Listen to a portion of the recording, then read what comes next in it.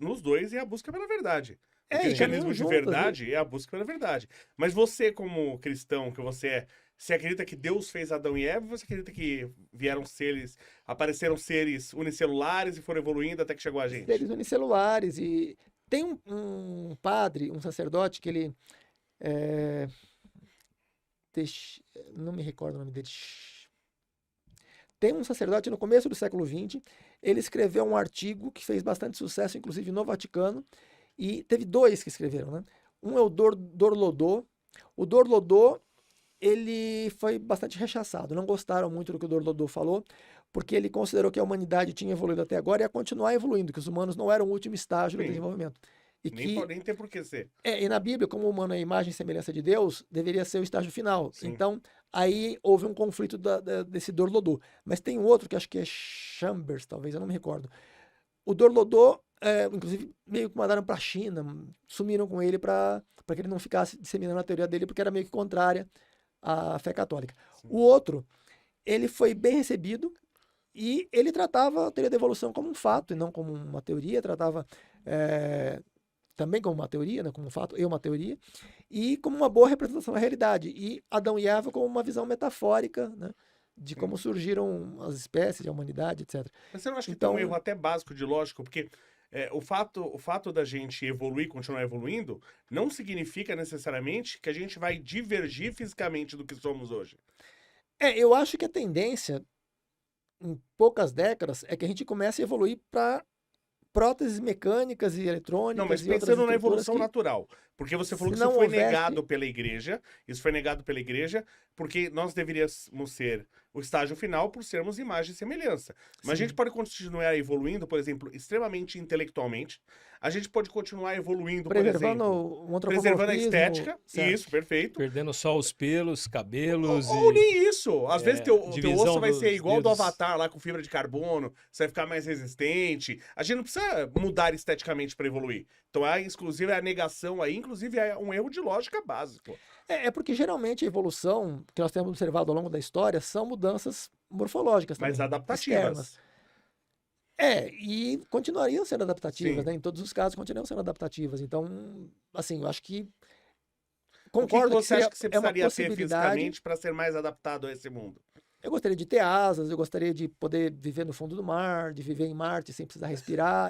Não, tem várias mudanças que, especialmente com a colonização de outros planetas, acho que a gente vai ter que ter adaptações muito dramáticas Sim. para viver em ambientes muito inóspitos para o nosso estado Radiação. atual. Já que a gente tá dando um pouco dessa viajada aí de ter asas e tal, o que poderia acontecer se a gente ficasse um minuto sem as leis da física? As consequências, o que você acha aqui? Para os dois. Não, mas aí, imagina, se você acabou... Eu acho que é com uma as- pergunta que nem não... Porque se você acabou, por exemplo, com as leis Como assim? fundamentais da física, O que você né? quer dizer com 100 as leis? Tipo, tirar todas as leis? A gente é destruído na hora. A gente não- acabaria. Não, né? porque se você tirou... Vamos pegar só as 4 leis fundamentais da física. Magnetismo, Se mudar, gravidade... se mudar um pouco, um dos Iria valores... todo mundo- um dos valores iria todo mundo pro espaço. Morre todo mundo. E uma assim. das constantes físicas Não estão sendo precisa nem- mudadas em, tipo, A algumas velocidade da luz decimais. mudar. A constante de Planck. Algumas constantes, se fossem mudadas uma fração mínima, já, Wagner, tipo, o universo as não nossas existiria, perguntas assim. têm que Algumas ser do coisas são nível muito bem quinta série. Eu ajustadas. conversei com você antes, cara. As nossas perguntas têm que ser da parte Não, de mas quinta tem série. lógica. Por isso Pô, que a gente trouxe Só o porque Léo. ele tem o QI mais alto, ele pode falar que queria ter asa e viver no fundo do oceano. Pô. O cara quer ser a pequena sereia, meu. É. Tô brincando. Você acha que a inteligência artificial vai criar consciência? Eu não sei se ela vai criar ou se vão implementar. Simular, eu acho né? que provavelmente, porque acho que eles estão tentando evitar que ela crie, que ela desenvolva, porque tem um certo risco nisso, né? Sim. E esse risco eu não sei nem em que sentido porque Você não assistiu o Exterminador, então. assisti o Vingador, assisti Matrix. assisti o Homem do perigoso. Centenário, assisti Você acha que existe uma possibilidade grande, assim, do mundo utópico do Matrix, com o avanço da a gente está inteligência? vivendo nesse cenário de no futuro se desdobrar para chegar num cenário daqueles. Por conta da inteligência, assim. Você acha que a inteligência A gente já artificial... está atualmente sem saber ou que no futuro a gente chega Não, nisso? não. Essa questão como se fosse a simulação, você quer dizer ou não? Do Matrix, Não. Eu penso assim, que ela. Vamos pro Exterminador do Futuro. Você acha que é mais provável que a inteligência artificial rume pro futuro utópico do Exterminador do Futuro, que ela domina as máquinas, domina. Eu acho que vai depender muito do que nós estamos fazendo e vamos fazer. Nós estamos decidindo isso, né? Assim, qualquer Mas você palpite acha sobre que isso ela seria muito não é especulativo. possível É possível, Surgir sim. espontaneamente. surgir E outra coisa, cancelar os seus. Como que a gente vai reconhecer uma consciência artificial? Acho que não teria como reconhecer muito, né? Então, teste esse de é um- Turing, o teste de Turing se baseia justamente em você criar um dispositivo inorgânico, que não seja humano, que você não consiga distinguir numa conversa com ele, você não consiga distinguir de um humano. Isso já tá tranquilo. O que é muito vago, porque ele não especifica muito bem quem teria que. Porque você pode ter algumas pessoas que consigam distinguir, outras não Outras que consigam. não, sim. Depende de qual pessoa você está. Assim, teria que ter mais detalhes nessa Mas hoje descrição. o chat GPT, por exemplo, a gente pode dizer que a grande maioria das pessoas Sim. ele enganaria. Só dá para perceber que ele não é humano, porque ele conhece muita coisa que os humanos geralmente não saberiam, de vários assuntos diferentes, com Sim. detalhes muito específicos que não teriam como um humano conhecer tudo aquilo, né? Então você pode suspeitar que aquilo não é humano, Mas ou você é um pode humano. fazer um prompt para ele simular um humano de QI de bonobo aí, de 80. Mas aí já as tentativas, por exemplo, o que eles fazem para empurrar o GPT para a esquerda, ele perde performance, né? Aí você começa a identificar várias anomalias muito. No caso do. Pegar o exemplo dos programas de xadrez. Quando você pega um programa de xadrez que você tenta reduzir a performance dele, colocando para ele cometer alguns erros intencionais, tipo, você em vez de escolher o melhor lance, você pega o segundo melhor ou o terceiro melhor, ele comete erros muito bizarros, incompatíveis com a força de jogo que ele está jogando até um certo ponto. Agora, se você reduz só o tempo, mas deixa que ele continue fazendo o melhor que ele pode, ele ainda mantém uma performance semelhante, assim, não fica tão bizarro. E no caso de um programa, um computador que ele fosse colocado para errar intencionalmente, de forma assim, Mas isso Acho você que tá é fácil de falando detectar. do ponto que ela tá hoje, né? Mas de repente, daqui 5 ou 10 anos, ela esteja tão inteligente que ela consiga simular sem os erros, né?